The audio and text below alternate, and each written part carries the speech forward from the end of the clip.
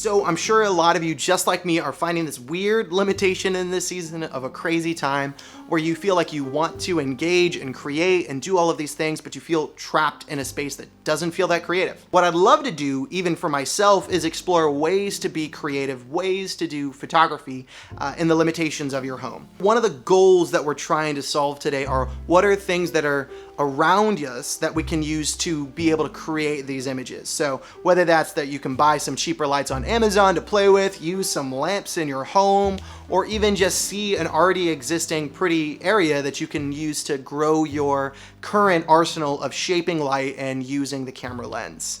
So Cinetracer is a super unique platform that gives you all of the tools that you need to create unique images in a virtual landscape, so you don't have the limitations of real life, so that you can learn how to use these different tools in tandem, as well as just be able to grow and have fun whenever you're not on set. So you get things like lighting, shape, aperture, ISO, different compression from lenses, different effects from different models and landscapes. And it really gives you a full broad ability to grow as a photographer and really explore your growth without any of the excuses of not having the tools to do it. I'll link to it down in the description. It's $80 on Steam. While that feels like a lot of money, the amount of money you'll save by playing with different lights that you never thought that you'd need is gonna be a huge game changer compared to the $80 you'll spend on the video game. So what we're gonna try and do is create a couple of spaces and then light those with random objects as well as better quality lighting and compare those to what some maybe cheaper or expensive options could look like. All right, so this first scene that we have here is really simple. It's a brick wall. A lot of us have brick walls. They look super good on camera. I think that an easy way to miss the mark is to have your subject too close to the wall. So you'll feel like there's a flat image or a boring image. So if you look here, let's say even our camera's at like a really deep depth of field. Let's say it's at 25 millimeters. It already looks kind of cool. Let's bring our aperture pretty far down and then our ISO pretty far like down. It looks cool, but it's kind of boring. So at 25 millimeters, there's nothing really going on in this image. Whereas if we pull him away from the wall, we can pull back, get a similar shot, and also gives for a little bit more bokeh. So we can pull our aperture down a little bit, we can pull our ISO down to compensate, and you get much more of a creamy separation between the subject and the background. Now again, in your photos and whatever you're doing, what we're really looking for is to create depth in different ways. Whether that be through the bokeh in the background, there's depth, there's separation through the lighting, and one of the easiest ways to do depth is to create real depth between the subject and the background by pulling away from that. So let's start out by pretending that we have all the money in the world to make the scene look really, really good. We're gonna act like we have a bunch of aperture lights or flashes or strobes, and we're gonna try and create an interesting image out of this somewhat boring scene. The only thing that we have to our advantage might be these windows or possibly the fact that we have a brick background. But other than that, it's a really empty room, and it's easy to create a really empty room. So we could pretend that this is a flash or an aperture 300D with a light dome on it to create a big soft source, and we'll pop this on maybe do something of a baby stand just to supplement right now. You can tell there's a massive difference, and I'll just cut before and after between these two scenes. There's a lot of difference in the shape on his face, and already this is just a dynamic scene. There's a couple of misconceptions with lighting. The goal is not to just create light on the person. The goal is to create shape of the face. Now, if you look at my face right now in real life, the light is coming from the window, and then there's darkness on the side, and then I have a light, you can see it right up there in the corner, that's shining on right here to create shape on my face. There's a difference between the darks and the lights. Lighting isn't only about there being more or less light, it's about the contrast between different parts of the face that create shapes. So in the scene, whenever you look at the person's face, you can see a difference between each side. So the opposite of that would be possibly doing something along the lines of putting it right in front of the light, but there's a lot less shape on his face. It still looks good, but if we pull back and we control where that lighting is going, and give him some more definition and shape, it creates an actual shape on the face. So now that we've gotten a key on his face, let's work on the background. All right, so taking a look at what we've done now, we've added some different things going on in the background, so it's not just a blank wall. This really helps for simple and boring locations to break up what feels like an empty room into what could be something a little bit more dramatic and fun. So if we go into the scene now, we see there's this shape and this color on the wall that's yellow. It could be a lamp. It could just be a fun background for a headshot. And if we go over to what's actually going on, I use what's basically an LED lamp or even just another flash that's a little bit wider. And it's floating in the air, but you could put it on a desk or on a pole or on another light stand, a plant. And that plant is creating some shadow and breaking up just a random light and turning it into something that's a bit more shaped, which helps for the bokeh because it looks like there's something, maybe it's a street lamp shining through a window and it's hitting a tree and there's casting a shadow in the background. And what's really fun about this is this basically is emulating a tungsten light, like you can see on the one back here. And it's creating separation and depth. It's giving you an experience of the scene for your photo. So if we look now, there's another light added to the scene to kind of, again, add separation and depth, and that is this basically like a spotlight that can act as a kicker on the back of his head. So if we go into the camera, what it's really doing is adding another source that feels like, oh, what's shining over on the background is also hitting the back of his head. It helps create motivation so you feel integrated into the scene. And all we did to do this was set the colors as the same as that, which would be really simple as getting a gel or a bicolor light and setting these ones to tungsten. I like to think that this is somewhat of a sunset hitting through a window and it's hitting the back of his head, and it's creating a backlit sunset, which feels nice and fun, as well as a normal looking key on the face and then some fun look in the background. And again, this is really simple. These are 3 lights to create different things to add depth into the scene. There are different ways that you can go about doing this with 100 different pieces of equipment, but the simplest and most important idea to remember is that you're not just adding lights to make it look cool. You're thinking about ways to create a distance and a depth into the storytelling of the scene. So if you look at the actual lighting in the scene, it's not just pretty lighting. There's something that draws your eyes and your heart into it. So even if we go out to a little bit of a wider shot, it's not that this scene suddenly becomes boring, or if you go into a deeper shot, that it's any better. I like the depth in the deeper shot because it hides a lot of the boring things in the scene, and that's helpful. But sometimes you're in a too small of a room to where you can't do that.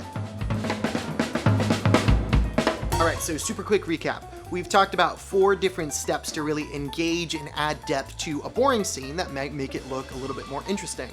So the first step is we actually looked at real depth. How wide was the image, as well as how close was the background to the foreground? How much can we separate to create that real depth? The next thing that we did is we zoomed in and we were able to create some shallow depth of field by bringing down the aperture and increasing the zoom to create that compression. Then we started working on our lighting to create the depth.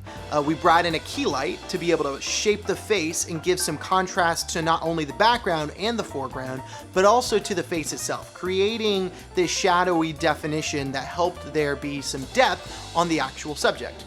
The next thing we worked on was the background and adding some definition and shape and depth on the background itself. We shot a different colored light so that there was motivation against something else, so that it felt like there was more to the scene than just a background. We used foliage in front of the colorful light to again break up the boringness of the scene.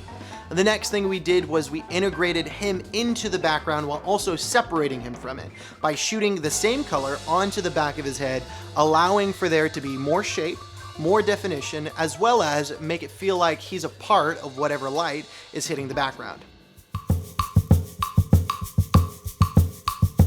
So if you feel like you can't create these different lighting experiences because you don't have the lighting to do it, we're gonna break down possibly the pricing on what each of these lights would look like on a budget scale to help you make it a little bit more practical to be able to do this. Because honestly, this entire lighting setup could cost anywhere from $100 to $1,000. But there's no real limitations based on the specific lighting. It's just that these are different kinds of lighting that can be used with different tools.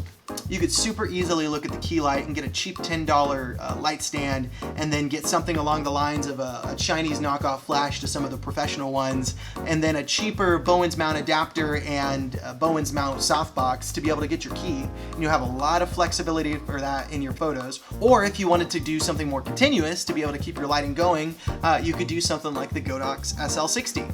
It's Bowens mount already, and it's about $120 depending on when and where you're buying it from. And then you get a light stand for 10 bucks and then maybe another 50 bucks on a softbox. That puts you around $200 for your light source, or $100. And for the light on the background that's floating now for some reason, you could easily get something like any light panel or any kind of lighting source like that. You could do a flash again and bounce it off of a white piece of paper. You could get a larger light panel that would be able to spread the light out easier. And the kicker that really tied her into the image is easily just another flash hitting the back of her head for 30 bucks. So all in all, the entire lighting setup could be anywhere around 300 bucks to $500 depending on what the lighting equipment that you get. You could probably even get away with spending $200 on the cheapest gear. Really quick side note, if you're wanting to create some of these images but don't necessarily have the gear to do it, or you'd like to invest into the gear but aren't sure what you'd like to invest into yet and would rather not buy cheaper gear to save money, one of the really quick and easy ways that you can do that is by renting gear. Today it's super easy to be able to rent gear online, and there's a bunch of different platforms, and one of my personal favorites is APERTURENT. You can scroll through their website and find a bunch of different lenses if you're wanting to try out different focal lengths to see what works for you, or look at different looks from different cameras and different lenses combinations. This is a great way to feel out different kinds of gear before investing into better gear. You can rent anything from flashes to LED lights to lighting stands, tripods, any of the support gear you'll need to be able to make the stuff that you saw in the video today, as well as anything that you're really wanting to play with for the future. I'd really recommend you check out APERTURENT if you're looking to take your photography game to the next level, but don't necessarily want to invest all of your money before knowing what it's like.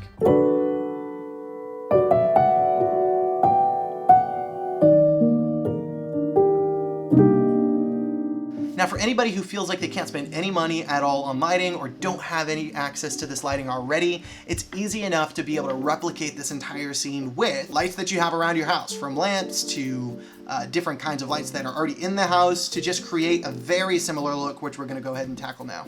So I think I've set up a pretty close representation of what we had with the expensive lighting with almost completely household items. So if you look here, we've got a really similar look. We have the key light on the face, we have a kicker on the side of the head, and then we have a light shining on the background to give some shape, and then some shadow to be able to break up that shape and create more depth.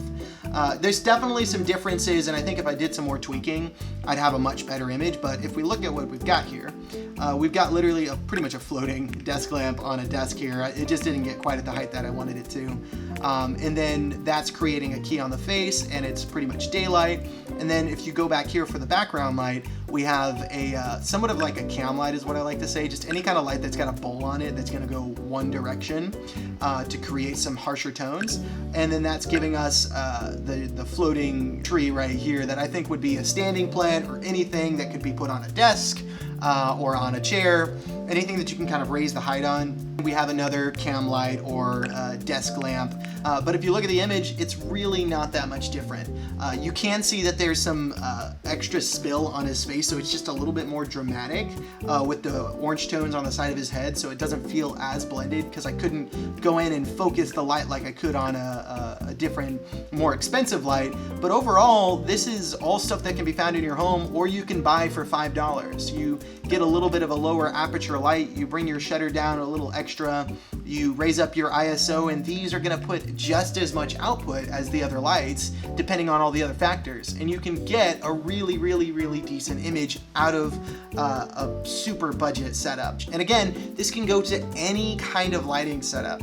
So if you'd like to see more videos like this where we do photo challenges with expensive gear and then cheaper gear, I would love to know that. And also this week, I'd love to challenge you to take 3 different lights from around your house in a subject and create something that you feel like looks dynamic. And we'll talk about in different videos how to get different looks and what the different qualities of light to create those dynamic images. But I'd love to, from what you saw in this video, see what you create from that. So send that over and tag us at Improve Photography on Instagram or post it in the Facebook group. And if you're not in the Facebook group, it's an amazing place to share your images and to be challenged by other photographers. I personally like to moderate it and make sure that nobody's rude or unkind to your personal creativity and your growth as a creator. Everybody's in different places, and the most important thing for us to grow is to hear other people encourage us as we're creative. Thanks for checking out this video. Go ahead and like and subscribe if you'd like to see more content, and we'll check you out in the next one.